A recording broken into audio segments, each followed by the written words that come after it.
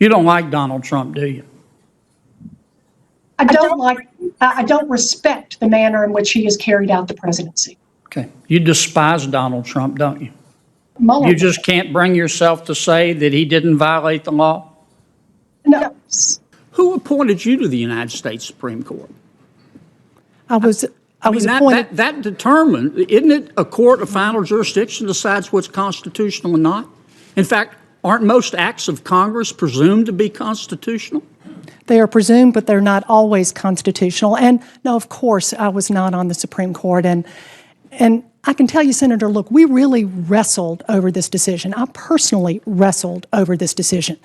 And it was not one that I took lightly at all. But it was because I took my responsibility seriously as acting Attorney General. I believe you believe what you're saying. Yes, I do. I'm just trying to understand this is likely to come up in the future. Well, at what point does an executive order or statute become unconstitutional? When I think it's unconstitutional, or you think it's unconstitutional, or a court of final jurisdiction says it's unconstitutional? Yes, that exact moment right there. Who gave you the authority to act like you sit on the United States Supreme Court? That's the whole point, folks. And it's exactly why Senator Kennedy is so widely respected. What you're about to watch isn't just another heated back and forth the media likes to dramatize. This is a real-time lesson in how government is supposed to work. It's what happens when someone who believes deeply in the Constitution challenges what they see as overreach in Washington. On one side, you have Sally Yates, an unelected official from the previous administration, making decisions she believed were justified, even as a new president had just taken office. On the other side, you have Senator John Kennedy, an experienced attorney and elected representative, questioning whether those actions crossed an important line. He recognizes what he views as a serious constitutional issue and presses the point directly. What follows is a sharp, focused exchange that shows how elected officials can challenge executive branch decisions and demand accountability. If you're interested in seeing how these kinds of confrontations unfold, this is certainly a moment worth examining. Let's take a closer look. To defend President Trump's executive order because you thought it was unconstitutional. Is that correct? that's correct, yes. Okay. And you believe that no reasonable argument could be made in its defense. Is that correct? Well, I don't know that I would put it in that way, Senator. This was the analysis that we went through. Okay. Let me stop you because I've got a whole bunch of questions. Okay. I just want to understand your thinking from my perspective. Sure. Did you believe then that there were reasonable arguments that could be made in its defense? I believed that any argument that we would have to make in its defense would not be grounded in the truth. Because to make an argument in its defense, we would have to argue that the executive order had nothing to do with religion, that it was not done with an intent to discriminate against Muslims. Okay. And based on a variety of factors. You were looking at intent? Yes, and I believe that that's the appropriate analysis. And in fact, that's been borne out in several court decisions since that time, that that's the appropriate analysis when you're doing a constitutional analysis. It's to look to see what are you trying to accomplish here. Okay. Suppose instead of an executive order, this had been an act of Congress, would you have refused to defend it? If it were the same act, yes. Okay. And in fact, the Department of Justice has done that in the past. For example, with DOMA, the Defense of Marriage Act, when the Department of Justice refused to defend DOMA. But that was a political decision, was it not? Well, I wasn't at Main Justice at that time, so I can't speak to that, but that was another example of when DOJ did not defend the constitutionality of a statute in that sense. But in your opinion, the executive order is unconstitutional? I certainly was not convinced that it was constitutional, and given that I wasn't in the import of this, I couldn't in good conscience send Department of Justice lawyers in to defend it. Well, I want to be sure I understand. Do you believe it's constitutional or unconstitutional? I was not convinced that it was constitutional. I believed that it was unconstitutional in the sense that there was no way in the world I could send folks in there to argue something that we didn't believe to be the truth. So you believe it's unconstitutional? Yes. Okay. I don't mean to wax too metaphysical. And if I can say, I can understand why you might be a little frustrated with the language here. I'm not frustrated. I'm happy as a clam. No, and here's the reason. Let me give you a little idea of the timing of this. Okay, but let me stop you because I don't have much time. I got a lot of ground to cover. Okay. I don't mean to wax too metaphysical here, but at what point does an act of Congress or an executive order become unconstitutional? Well, it all depends on what the act does. No, but I mean, at what point is it become? I can look at a statute and say, I think that's unconstitutional. Does that make it unconstitutional?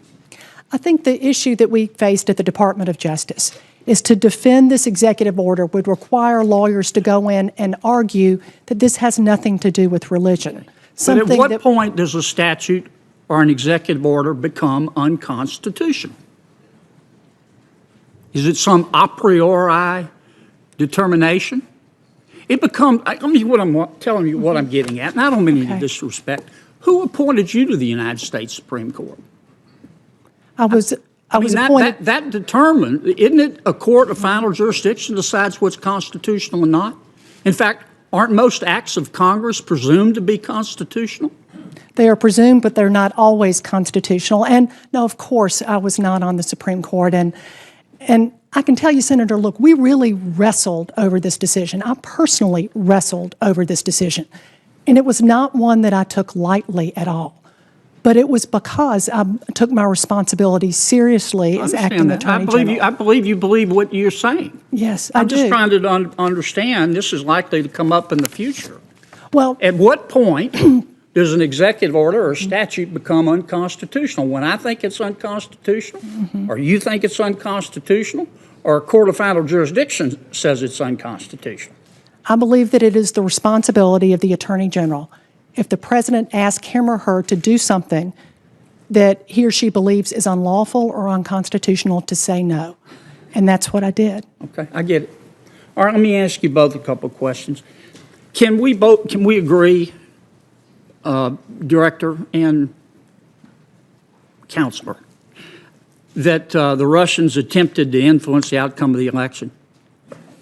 Yes, sir, absolutely. Yes. Do you believe that the Russians did, in fact, influence the outcome of the election, Director?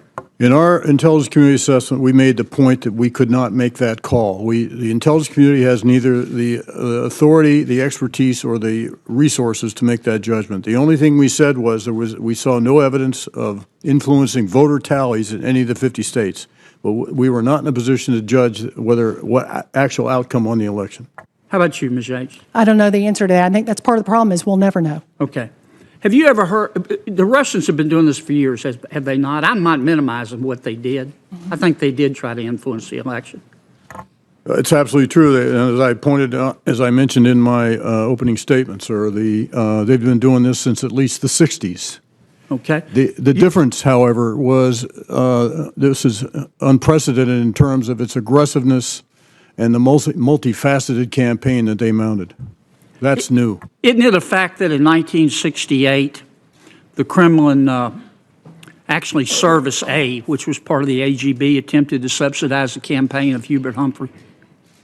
I don't know the specifics of that. I didn't want to research that, but again, that certainly comports with what the Russian tactics would be. Okay. Isn't it a fact that in 1984, the Kremlin tried to stop Ronald Reagan from being reelected? Again, I'd have to do some research to verify that, but again, it certainly comports with what, if they chose a candidate they for whatever reason they had an aversion to, they would do that. Okay. General Clapper, have you ever leaked information, classified or unclassified, to a member of the press? Not wittingly or knowingly, as I said in my statement. Classified or unclassified? Well, unclassified is not leaking. Unclassified, that's somewhat of a non sequitur. Have you ever given information to a reporter that you didn't want to have your name connected with, but you wanted to see it in the paper? I have not. I've had many encounters with media over my career. I'm sorry about that. How about you, Ms. Yates? Now, other than situations where the Department of Justice would arrange, for example, for me to talk on background with reporters about a particular issue, to educate them about that, no, I've certainly never provided classified information, and that would be the only kind of background information. Do you know? And I've done the same thing, but certainly not. That doesn't doesn't include sharing classified information. Do you know anybody else, a justice, who has ever leaked classified or unclassified information to the press? Man, every single time. It's flawless. Let's unpack this, because the build-up is just as powerful as the payoff. Notice how he begins. He's calm. No shouting. No theatrics. No pounding the desk. Just controlled, direct questioning. The tone of someone who knows exactly where he's going. He asks her plainly, "You refuse to defend the president's order," and she answers without hesitation. "Yes, Senator." Confident. Certain. Almost proud. Like she believes she's standing on unshakable ground. But what she doesn't realize is that she's already stepped into the trap. She thinks this is her moment to justify her decision, to explain her reasoning. So she keeps talking. She explains her analysis, her intentions, and why she believed she couldn't send government lawyers to defend something she viewed as untrue, and that raises the central issue. Who makes that call? Kennedy even tries to narrow it down. "I didn't ask for a speech." He gives her chances to stay focused. But she continues, standing firmly behind her position, and then comes the key turn. He asks the question that cuts straight to the heart of it: when does a law become unconstitutional? When an unelected official decides it. Or when the Supreme Court rules on it. She doesn't give a direct answer. So he sharpens it further: who appointed you to the United States Supreme Court? The room goes still, because that question isn't just rhetorical.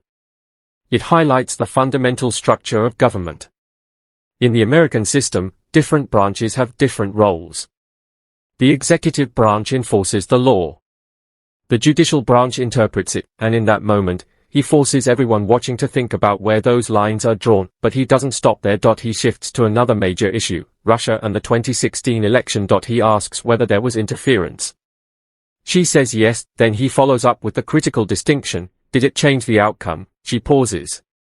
And ultimately, she says there was no evidence that it did. In just a few minutes, he leads her through a series of questions that clarify her positions on both constitutional authority and election interference, whether you agree with him or not. It's a striking example of how sharp questioning can shape a public hearing. So what's your take?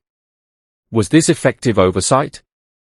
Or do you see it differently? Let me know what you think, and if you found this discussion interesting, stick around for more breakdowns like this.